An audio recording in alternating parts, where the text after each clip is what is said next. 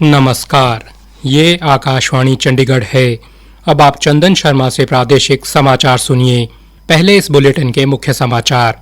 केंद्रीय गृह मंत्री अमित शाह ने नेफेड के नीलामी पोर्टल का शुभारंभ किया।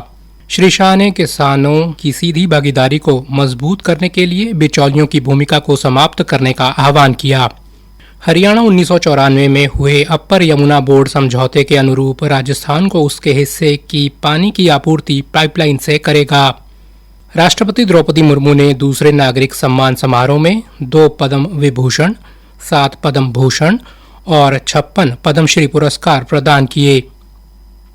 और मुख्यमंत्री नायब सिंह सैनी ने जापान में आयोजित अंतर्राष्ट्रीय गीता महोत्सव के समापन समारोह को वीडियो संदेश से संबोधित किया।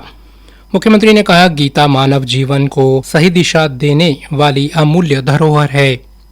अब समाचार विस्तार से। केंद्रीय गृह मंत्री अमित शाह ने आज नई दिल्ली में नेफेड के नीलामी पोर्टल का शुभारंभ किया।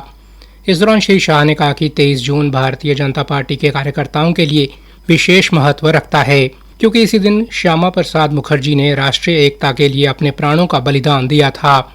गृह मंत्री ने अनुच्छेद 370 का भी जिक्र किया और कहा कि अनुच्छेद 370 को निरस्त करने के साथ ही डॉक्टर श्यामा प्रसाद मुखर्जी का ये सपना साकार हो गया है। इस अवसर पर गृह मंत्री ने किसानों को सीधी भागीदारी को मजबूत करने के लिए खरीद कार्यों में बिचौलियों की भूमिका को समाप्त करने का आह्वान भी किया।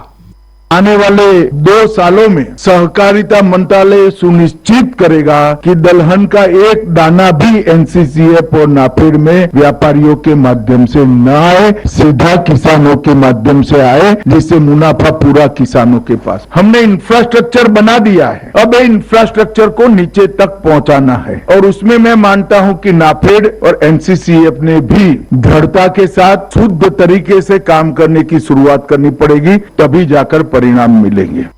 नेफेड की प्रगति का जिक्र करते हुए श्री शाह ने कहा कि 12 साल पहले गंभीर वित्तीय कठिनाइयों का सामना कर रहा ये संगठन आज 74 लाख किसानों की सेवा करने वाला एक मजबूत संस्थान बनकर उभरा है। नाफेड ने एक प्रकार से नेफिक्स.इन, दृष्टि, ईआरपी और नाफेड कल्याण, ये 4 पहलों की शुरुआत। तो वो क्रांतिकारी इसलिए कि नाफेड जो 2014 में बंद होने की कगार पर आ गया था, आज नाफेड ये सारी पहल कर 500 करोड़ के मुनाफे के साथ 30,000 करोड़ के टर्नओवर के साथ देश के 74 लाख किसानों की सेवा कर रहा है। कृषि और किसान कल्याण मंत्री शिवराज सिंह चौहान ने कहा कि पिछले 1 दशक में कृषि उत्पादन में उल्लेखनीय वृद्धि हुई है। उन्होंने खरीद प्रक्रिया को पारदर्शी और किसान हितैषी बनाने के लिए आधुनिक तकनीक का उपयोग करने हेतु नेफेड और राष्ट्रीय सहकारी उपभोक्ता संघ की टीमों को बधाई दी। उन्होंने कहा कि इस पोर्टल की सहायता से किसानों को 48 घंटों के भीतर सीधे उनके बैंक खातों में भुगतान मिलेगा। केंद्रीय जल शक्ति मंत्री CR पाटिल के नई दिल्ली स्थित आवास पर हरियाणा के मुख्यमंत्री नायब सिंह सैनी तथा राजस्थान के मुख्यमंत्री भजन लाल शर्मा के बीच पानी को लेकर आज एक महत्वपूर्ण बैठक हुई, जिसमें दोनों राज्यों के वरिष्ठ अधिकारियों ने भी भाग लिया।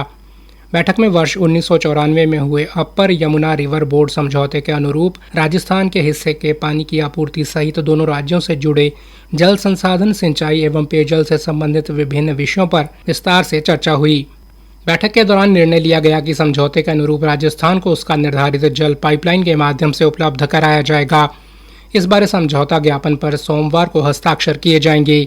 मुख्यमंत्री नायब सिंह सैनी ने मीडिया से बातचीत में कहा, पानी की मैनेजमेंट हर व्यक्ति तक पानी पहुंचे, उसको लेकर के बैठकें हो रही। जैसा अभी माननीय मंत्री जी ने किया है कि लखवार और किशाऊ रेणुका बांध, उसका ऊपर पिछले दिनों सहमति बनी है और जो वो पानी आएगा वो हमारे राजस्थान, दिल्ली और हरियाणा के लोगों को मिलेगा। उसको लेकर के कि वो पानी कैसे राजस्थान जाएगा, उसको लेकर के आज यहाँ बैठक हुई है और उसमें पिछले दिनों ये भी सहमति हुई थी कि जो बरसात का पानी जो बहा करके चला जाता है, उस पानी को भी राजस्थान में पहुँचाया जाए।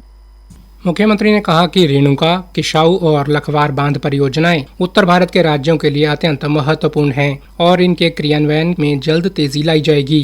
केंद्रीय जल शक्ति मंत्री CR पाटिल ने कहा कि दोनों राज्यों में पुराने समझौते को पाइपलाइन के माध्यम से लागू करने पर सहमति बनी है। दोनों ने जो हरियाणा से सरप्लस वाटर जो 94 में उनका एमओयू हुआ था, आज उसका नया एमओयू करके पानी का जो उनका अधिकार है जितना तय हुआ है उतना ही दायित्व से पानी राजस्थान तक ले जाने के लिए दोनों में सम्मति बनी है। आने वाले मंडे तक एमओयू का ड्राफ्ट बनेगा और मंडे को उसके ऊपर साइन होगी और माननीय प्रधानमंत्री श्री नरेंद्र मोदी साहब के सामने एक्शन करेंगे। प्रादेशिक समाचार आकाशवाणी चंडीगढ़ से प्रसारित किए जा रहे हैं। हमारे बुलेटिनों और ताज़ा समाचारों के लिए आप हमारी वेबसाइट newsonair.gov.in पर लॉग इन कर सकते हैं। राष्ट्रपति द्रौपदी मुर्मू ने आज शाम राष्ट्रपति भवन में दूसरे नागरिक सम्मान समारोह में 2 पद्म विभूषण, 7 पद्म भूषण और 56 पद्मश्री सहित कुल 65 पद्म पुरस्कार प्रदान किए। पद्म पुरस्कार देश के सर्वोच्च नागरिक सम्मानों में से एक हैं और ये 3 श्रेणियों पद्म विभूषण, पद्म भूषण और पद्मश्री में दिए जाते हैं। हमारे संवाददाता ने बताया है कि पत्रकार पी नारायण को साहित्य और शिक्षा के क्षेत्र में पद्म विभूषण और पूर्व जज के.टी. थॉमस को समाज सेवा के लिए पद्म विभूषण से सम्मानित किया गया है। पूर्व टेनिस खिलाड़ी विजय अमृतराज, अभिनेता मम्मूटी और पार्श्व गायिका अलका याग्निक को पद्म भूषण पुरस्कार मिला। इस साल सरकार ने कुल 131 पद्म पुरस्कारों की घोषणा की थी। इनमें 5 पद्म विभूषण, 13 पद्म भूषण और 113 पद्मश्री पुरस्कार शामिल हैं। हरियाणा के मुख्यमंत्री नैप सिंह सैनी ने आज कहा कि श्रीमद् भागवत गीता केवल एक धार्मिक ग्रंथ नहीं बल्कि मानव जीवन को सही दिशा देने वाली एक अमूल्य धरोहर है। गीता हमें कर्तव्य, आत्मविश्वास, संयम और मानव कल्याण का मार्ग दिखाती है। वे जापान में आयोजित अंतर्राष्ट्रीय गीता महोत्सव के समापन समारोह को चंडीगढ़ से वीडियो संदेश के माध्यम से संबोधित कर रहे थे। मुख्यमंत्री ने कहा कि कुरुक्षेत्र की पावन भूमि पर भगवान श्री कृष्ण द्वारा दिया गया कर्मयोग का संदेश आज भी पूरी मानवता के लिए प्रेरणा स्रोत है।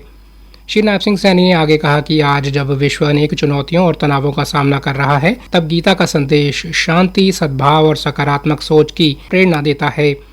उन्होंने कहा कि भारत और जापान के संबंध सदैव मजबूत रहे हैं। विशेष रूप से हरियाणा और जापान के बीच आर्थिक एवं सांस्कृतिक सहयोग निरंतर बढ़ रहा है, जो हमारी गहरी मित्रता का प्रतीक है। हरियाणा सरकार के कैबिनेट मंत्री कृष्णलाल पंवार ने आज कुरुक्षेत्र में जिला कष्ट निवारण समिति की बैठक की अध्यक्षता करते हुए 11 शिकायतों की, जिनमें से 6 शिकायतों का मौके पर ही निपटारा कर दिया गया, जबकि 5 मामलों को लंबित रखा गया है। बैठक के बाद मीडिया से बातचीत करते हुए कैबिनेट मंत्री कृष्णलाल पंवार ने कहा कि लंबित मामलों पर विस्तार से चर्चा की गई है और संबंधित विभागों को उनका जल्द से जल्द समाधान करने के निर्देश दिए गए हैं। मंत्री ने बताया कि बैठक के दौरान लाडवा में तैनात खाद्य एवं आपूर्ति विभाग के 2 निरीक्षकों के मामले पर भी चर्चा हुई। दोनों अधिकारियों को पहले ही निलंबित किया जा चुका है और अब उनके खिलाफ नियमानुसार कार्रवाई करते हुए तत्काल प्रभाव से गिरफ्तारी के आदेश दिए गए हैं। इसमें पहले एफआईआर दर्ज थी, उसमें जो अक्यूज थे वो खुद हाई कोर्ट के अंदर गए। हाई कोर्ट में उनकी बेल रिजेक्ट हुई तो मैंने उनको तुरंत गिरफ्तार करने के आदेश दिए। और दूसरी जो एक शिकायत थी कोऑपरेटिव की, उन्होंने समय मांगा है, लेकिन उससे पहले मैनेजर को सस्पेंड करके बहाल कर दिया था, उनको सस्पेंड भी किया। जब तक उसका निपटारा ना हो उसको दोबारा सस्पेंड किया।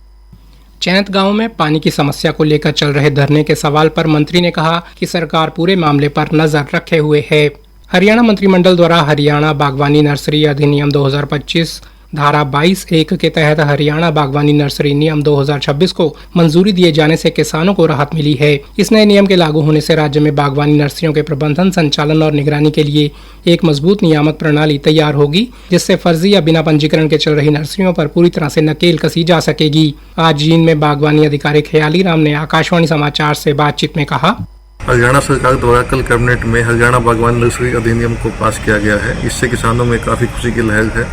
इससे किसानों को गुणवत्ता युक्त पौधे मिलने सुनिश्चित होंगे।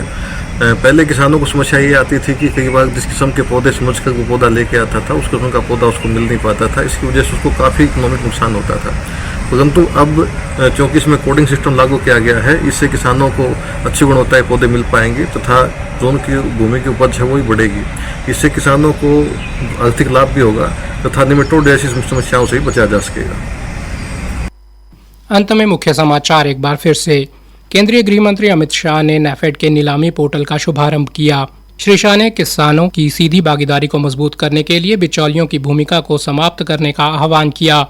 हरियाणा 1994 में हुए अपर यमुना बोर्ड समझौते के अनुरूप राजस्थान को उसके हिस्से के पानी की आपूर्ति पाइपलाइन से करेगा। राष्ट्रपति द्रौपदी मुर्मू ने दूसरे नागरिक सम्मान समारोह में 2 पद्म विभूषण, 7 पद्म भूषण और 56 पद्मश्री पुरस्कार प्रदान किए। और मुख्यमंत्री नैप सिंह सैनी ने जापान में आयोजित अंतर्राष्ट्रीय गीता महोत्सव के समापन समारोह को वीडियो संदेश से संबोधित किया। मुख्यमंत्री ने कहा, गीता मानव जीवन को सही दिशा देने वाली अमूल्य धरोहर है। प्रादेशिक समाचार समाप्त हुए।